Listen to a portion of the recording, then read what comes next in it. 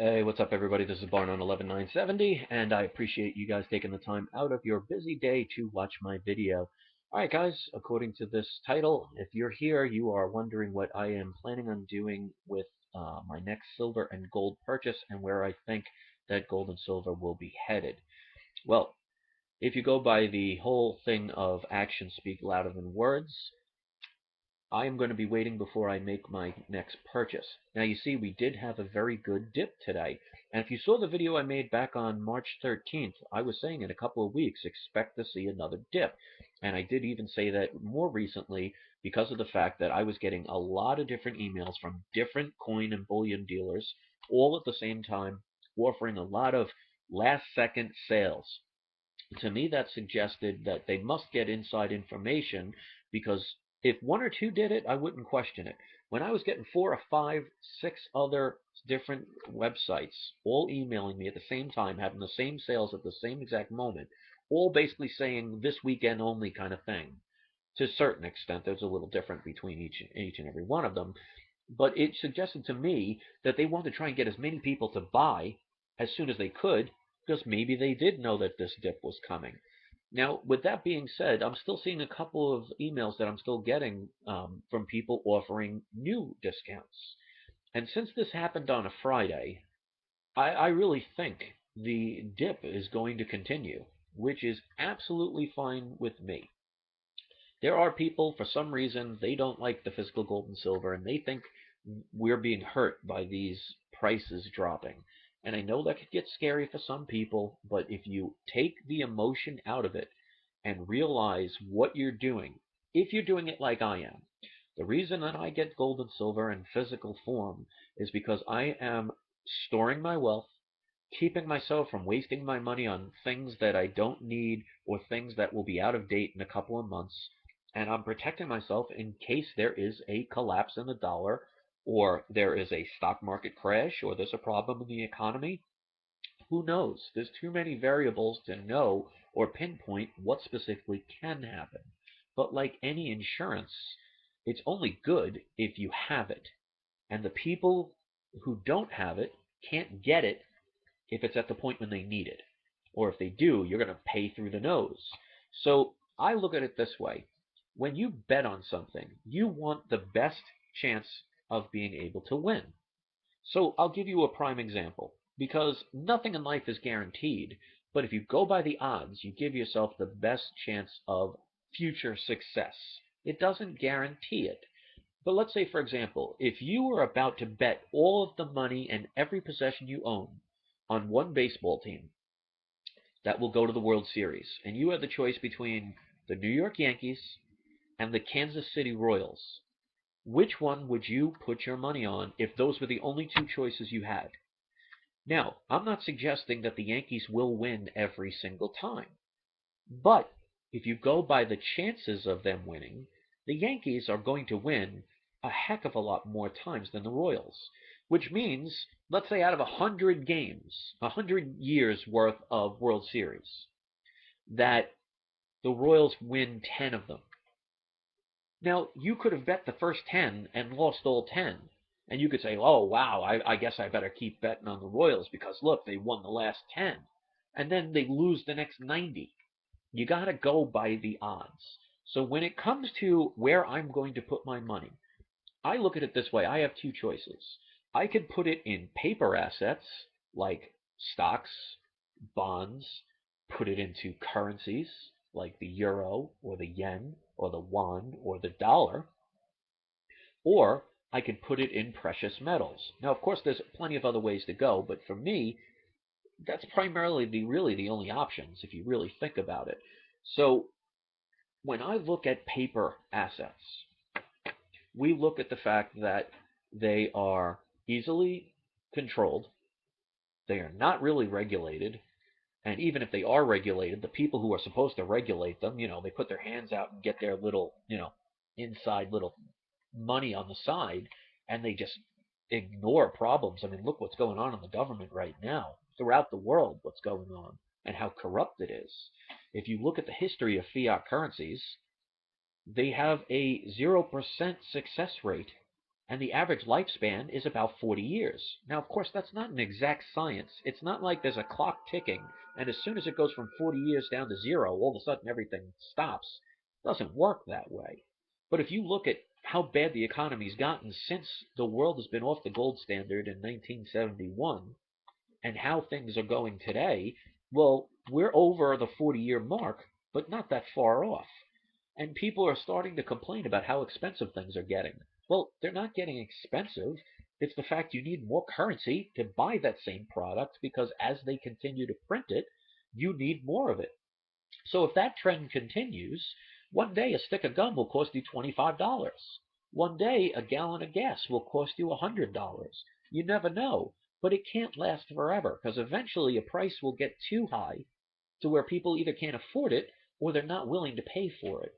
And that's like, for example, when you go on eBay and you go on an auction and there's something you want, there's a certain level that you're willing to pay. Once it gets past that point, you're not going to bid anymore. So let's say you're going to bid on a video, and it was a video that you wanted to see, and you were willing to spend up to $20 on this video, and all of a sudden you see the bidding going higher and higher, and the bidding goes up to $40. Well, that's double what you paid for it, or what you were willing to pay for it. So you're not going to bid anymore. So that's saying to you that once it reached that certain level, you're not interested in it anymore. And that's what's going to happen with the currencies around the world. It's just a matter of time. So the way they disguise this, and they do it right in front of us, hidden in plain sight, countries like China and Germany and Brazil, all these other countries, they're acquiring gold. They're telling you where the real money is. They're not acquiring dollars.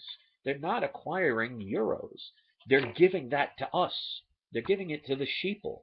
They're saying, here's money. Here's a couple of green pieces of paper. Now, if this piece of paper was monopoly money, and this piece of paper was the US dollar, or the yuan, or the euro, or whatever, what's the difference between the two other than the fact that one comes from a game and the other comes from a government? The only difference between the two is the yuan, the euro, the dollar, the fiat paper is backed by the government. The government says it has a value. That's the only difference between monopoly money and fiat currency. So that's one of your options. The other option is to go with precious metals.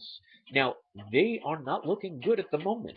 But see, this is how they fool you, and this is where they use emotion to get you scared. Because if you look at the long term, for the past decade, and sorry about the handwriting, I was kind of writing it sideways before the video didn't take, but if you see, gold in around 2001 was about 300 an ounce, up until the fact, there we go, it went up to 1900 in 2011.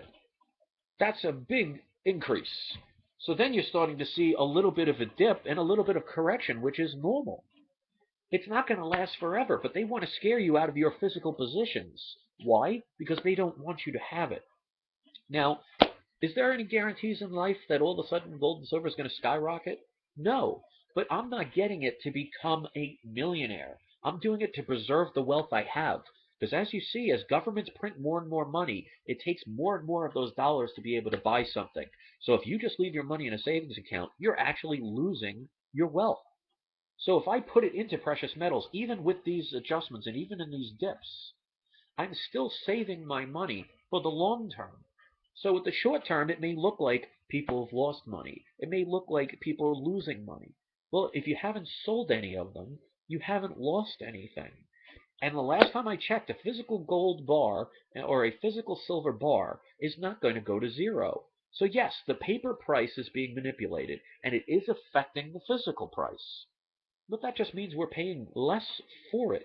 And if you're like me and you're getting it to protect yourself, well, why wouldn't you want it at a cheaper price?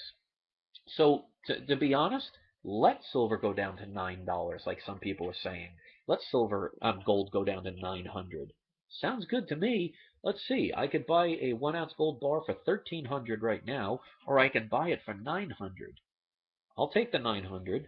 It's not going to stay that way, because if you go throughout history, it's just a matter of time. It's a matter of being patient. It's a matter of researching history. Fiat currencies have a 100% failure rate, And for the first time in recorded history, this is the first and only time since recorded history that all nations throughout the world are on a fiat currency. So if one of them goes, they all go. And that's why you notice that the United States of America Corporation is not the only place printing money. Notice Japan's doing it.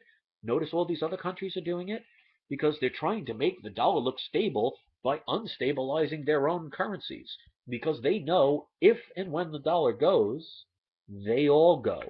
So they're trying to make it seem like, oh, the dollar is rising. And even with all this, look at what's going on. The euro is rising right now against the dollar. Do people see the pattern? So, like I said, guys, I'm not trying to tell you what to do. I'm not here to try and make you do a decision with what you want to do with your money. If you feel that you should be collecting stamps, if you should be buying nothing but stocks, if you think your money goes best in drinking beer every day, then you know what? More power to you. I'm here to give advice of what I'm going to be doing. So I'll tell you right now, I think there's going to be more dips coming in the silver market. I really think it might not be right away. Might be another couple of days. You might see another little rise again to get that emotion going. And that's when most people tend to start buying. I'm going to sit back and I'm going to wait until I see another dip. If gold goes under 1375, I'm a buyer. If silver goes under 21, I'm a buyer. And I'll wait. Patience is a virtue. I don't have any emotion in this. That's why when people leave comments, certain individuals, which I'll keep nameless, sit there and attack us by saying, "Oh, look, silver's going to go down to the teens or down to $9, and gold's going to go to 900." They think they're insulting us. I say, bring it on, because it's not going to stay that way. If you believe that, that's fine. If you don't believe that, that's absolutely fine. People you hear from my opinion, and that's what I'm going to give them. So I'm waiting. I really think there's going to be another dip coming. It's not going to last forever, and if in the grand scheme of things, if it takes you 1, 2, 3, 4, 5 years to wait, it's not a long time to wait unless you're in your late 90s. And the last time I checked, not many people over 90 are viewing my channel. So with that being said, I'm going to end this video before it stops on me again. Leave your comments after the beep. Thank you as always for visiting, and have a great weekend. Peace.